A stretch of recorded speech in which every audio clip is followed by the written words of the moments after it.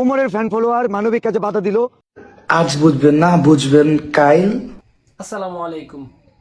আশা করি সবাই ভালো আছেন, আমিও ভালো আছি ইনশাল্লাহ। আজকে আপনাদের সামনে নিয়ে হাজির হয়েছি ওমর ভার্সাস থরসব বিল্লাল ভাইয়ের তর্ক বিতর্ক। চলুন দেখে আসি তাদের তর্ক বিতর্ক।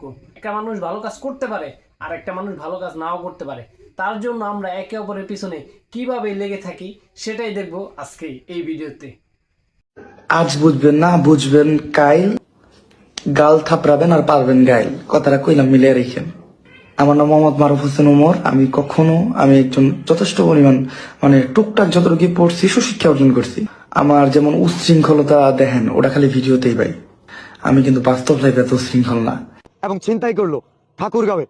এটা রাজসাক্ষী। এখানে সবাই বিশেষ করে আসছিলাম চিকিৎসার খরচের জন্য, টাকা সংগ্রহের জন্য, ভাইরাল সাইমনের জন্য।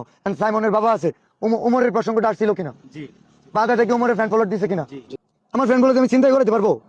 মানবিক কাজে বাধা দিতে পারবো?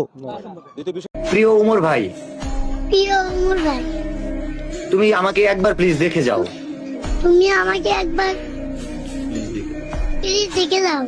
একটা বাচ্চার চোখের ভিতর টিউমার ফাইটা গেছিল, তো ওর দুইটা চোখ নষ্ট হয়ে গেছিল। দেন ওর ভাইরাস ওর মস্তিষ্কে ছড়াই যেতেছিল আর কি, ব্রেইনে।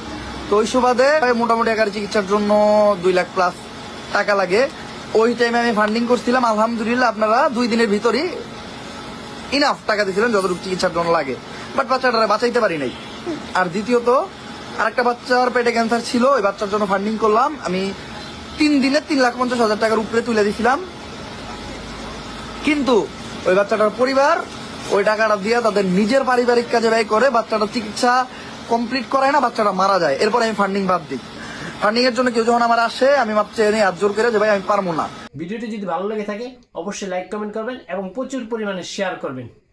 আল্লাহ হাফেজ।